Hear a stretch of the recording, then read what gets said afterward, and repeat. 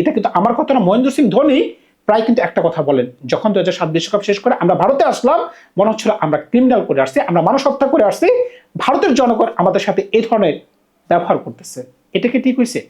ভারত না খুব শক্তিশালী, খুব শক্তিশালী, তাহলে কি কারণে 2007 বিশ্বকাপে বাংলাদেশের সাথে লজ্জাজনকভাবে হেরে তারা প্রথম রাউন্ডে বিতাড়িত হয়েছিল? শক্তি কোথায় ছিল তখন? তামিম ইকবাল খান 17 বছর বয়সে জহির খানকে ডাউন দ্য গ্রাউন্ডে এসে লঙ্ঘনে যে একটা ছক্কা মারতে পেরেছিলেন, এটা দেখার পরে কিন্তু ভারত একদম ভেঙে পড়েছিল। ব্যাটিং এর কথা যদি বলেন, ভারত কোন ধরনের বাজে ব্যাটিং করছে। 130 বলে যদি সৌরভ গাঙ্গুলী মাত্র 60 রান করতে পারে, তাহলে সেটাকে কি ব্যাটিং বলে? সচিন রমেশ টেন্ডুলকার 26 বা 27 বলে মাত্র 7 রান করতে পেরেছিল, বাকি ব্যাটসম্যানদের কথা বললামই না। কিন্তু তৎকালীন সময় যদি আপনি ভারতীয় দলটা খেয়াল করে দেখেন, যে দলটা 2003 বিশ্বকাপে ফাইনাল খেলতে পেরেছিল অস্ট্রেলিয়ার সাথে, সেই দলটা কেন 2007 বিশ্বকাপে বাংলাদেশের সাথে প্রথম ম্যাচটা হেরে টুর্নামেন্ট থেকে ছিটকে পড়ে গিয়েছিল? ওই দলটাকে যদি একটু খেয়াল করে দেখেন, ভারত বিগত 30 বছরের মাঝখানে যতগুলো সুপারস্টার তৈরি করতে পেরেছিল, অনেকগুলো কিন্তু ওই দলে ছিল। একটু যদি নামগুলো শোনেন, সচিন তেন্ডুলকার, সৌরভ গাঙ্গুলী, বীরেন্দ্র সেহবাগ, রাহুল দ্রাবিড়, তারা কিন্তু সবাই 2003 বিশ্বকাপে ছিল। এমনকি নতুন করে এই দলে যুক্ত হয়ে গিয়েছিল মহেন্দ্র সিং ধোনি, এমনকি অলরাউন্ডার হিসেবে যুবরাজ সিং, নিচের দিকে অনিল কুম্বলে, হরভজন সিং, এমনকি জহির খান। আপনি খেয়াল করে দেখেন, এই নামগুলোই কিন্তু ভারতীয় ক্রিকেটের মহারথী। নতুন করে যারা যুক্ত হইতে পারছেন ইদানিংকালে, রোহিত শর্মা, বিরাট কোহলি, আগে ছিল সুনীল গাভাস্কার, আর হচ্ছে কপিল দেব। এছাড়া কিন্তু অন্য কোনো স্টারই নেই। বুঝতেই পারতেছেন, এত এত স্টার, তাহলে কেন তারা হারতে বাধ্য হয়েছিল? কারণটা ছিল বাংলাদেশ ব্যাটাতে বলাতে যে ধরনের দুর্দান্ত গতিতে ছিল, তাদেরকে আমরা গণাই ধরে নেই। তবে শুধুমাত্র কি মাঠের পারফরমেন্সের কারণে ভারত হেরেছিল? আমি তো বলবো না। আপনারা যদি একটু ইতিহাস টান দিয়ে দেখেন, ভারতের তৎকালীন কোচ গ্রেগ চ্যাপেল যে ধরনের বাজে সিদ্ধান্ত নিতে পেরেছিল, ওইটার উপর ভিত্তি করে কিন্তু ভারত মূলত হেরেছিল। সিদ্ধান্ত কিন্তু খুবই বাজে ছিল। আপনি যদি বর্তমান টিমটাতে খেয়াল করে দেখেন, রোহিত শর্মা, বিরাট কোহলি, এমনকি আরো যারা সিনিয়র প্লেয়ার আছে বর্তমানে, তার কিন্তু সকলেই গৌতম গম্ভীরের বিরুদ্ধে আওয়াজ তুলতেছে। কি কারণে? ড্রেসিং রুমে সিনিয়র প্লেয়াররা কোনো ধরনের সম্মান পাচ্ছে না। এই যে একটা বাজে অভ্যাস ভারতীয় কালচারে ঢুকে পড়ছে, আবার এতদিন পরে অদূর ভবিষ্যতে কি গ্রেগ চ্যাপেলের আমলটা তাকে আবার ফেরত পাবে? 2007 বিশ্বকাপের আগে কিন্তু অনেক ড্রামা হয়েছিল। আপনাদের মনে পড়ে কি? গ্রেগ চ্যাপেল সচিন রমেশ টেন্ডুলকার, যে কিনা বিশ্বের স্বনামধন্য ওপেনিং ব্যাটসম্যান, তাকে 1 নম্বর থেকে ডিমোটেট করে 4 নম্বরে ব্যাটিং করতে বাধ্য করেছিলেন। তখনই কিন্তু এই টিমটার মাঝখানে একটা ভাঙন তৈরি হয়ে গেছিল। যে ব্যাটসম্যানটা ওপেনিং করে 10,000 উপর রান করতে পেরেছিল, আপনি তাকে 4 নম্বরে কেন আনতেছেন? সে প্রশ্নের উত্তরকে আমি দিতে পারবো? আমি দিতে পারবো না। গ্রেগ চ্যাপেল দাদার সাথে কি করেছিল? দ্য প্রিন্স অফ কলকাতা, তাকে কিছুদিন আগে দল থেকে বের করে দিয়েছিল। এরপরে আবার যখন বিশ্বকাপের একদম আগ মুহূর্তে তাকে দলের মাঝখানে আনলেন, এমনকি তিনি জানতেন তাকে যদি ওপেনিং করানো হয় তিনি ভালো খেলতে পারবেন না। কারণটা কি? তিনি অনেকদিন ধরে, বিগত 2 বছর ধরে ভারতীয় জাতীয় দলে খেলতে পারতেছিলেন না। তখন কিন্তু বীরেন্দ্র সেহবাগ আর সচিন মিলে ওপেনিং করতেছিল। কিন্তু যখনই বিশ্বকাপ শুরু হয়ে গেল, রবিন উথাপাকে জাতীয় দলে ঢোকানো হলো, তখন বীরেন্দ্র সেহবাগ, সৌরভ গাঙ্গুলী আর রবিন উথাপা, এই 3 জনের মাঝখান থেকে কিন্তু ওপেনিং ব্যাটসম্যানকে স্লট করানো হলো।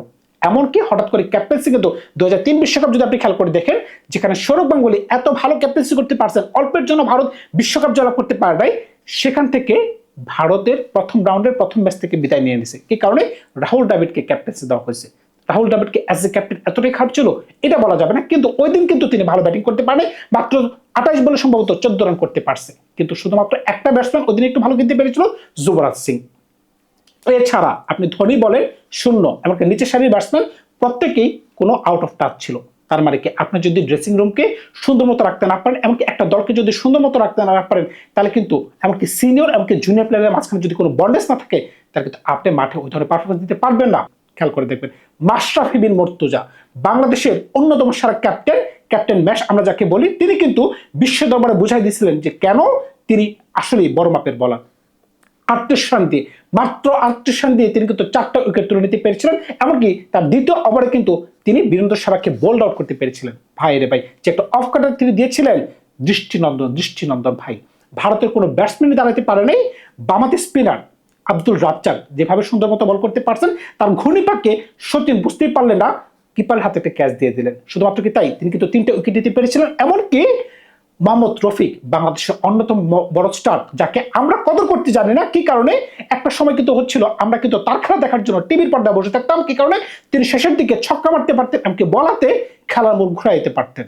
সাকিব আল হাসানও কিন্তু ওই দলে ছিল। ব্যাটিং এর প্রসঙ্গে যখনই আসবেন, তামিম ইকবাল খান 17 বছর বয়সে 53 বলে 51 রান, যখন টার্গেট মাত্র 191 রানের খেলায় যদি আপনি প্রথমে ওপেনিং ব্যাটসম্যান হিসেবে যদি নেমে 53 বলে 51 করতে পারেন, তখন কিন্তু খেলা ওই জায়গাতেই শেষ।